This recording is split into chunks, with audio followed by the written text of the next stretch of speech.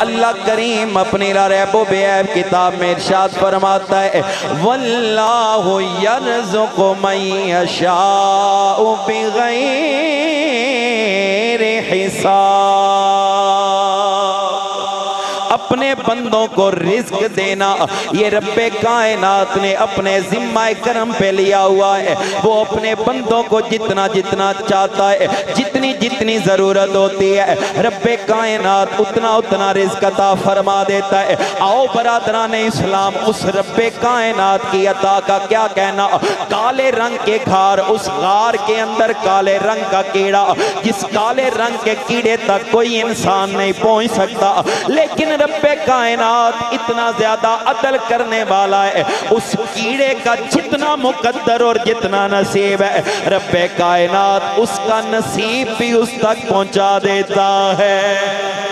جتنا جتنا رزق انسان کو چاہیے ہوتا ہے، رب کائنات اس کے دروازے پہ بھیج دیتا ہے۔ یہی وجہ تاجدار حلتا مرتضی مشکل کشا حضرت علی المرتضی کرم اللہ تعالی وجہہ الکریم آپ ارشاد فرماتے ہیں اگر انسان بند کمرے کے اندر بھی موجود ہے، رب نے اس کے نصیب میں جو رزق لکھا گیا وہ بند کمرے کے اندر بھی بیٹھا رہے، اللہ پھر بھی اس کا رزق بند کمرے تک پہنچا دیتا ہے۔ اچھا، یہاں پہ ایک بڑی مزے کی بات ہے، حضرت علی المرتضی نے جب یہ ارشاد فرمایا بندہ آپ کے بارگاہ میں عرض کرتا ہے حیدر کرار اللہ نے آپ کو بڑا علم عطا کیا ہے، آپ ارشاد فرما رہے ہیں اگر بندہ بند کمرے کے اندر بیٹھا رہے اللہ پھر بھی اس کا رزق، پھر بھی اس کا نصیب اس تک پہنچا دیتا ہے، یہ کیسے ممکن ہے؟ حضرت علی المرتضی کرم اللہ تعالی وجہہ الکریم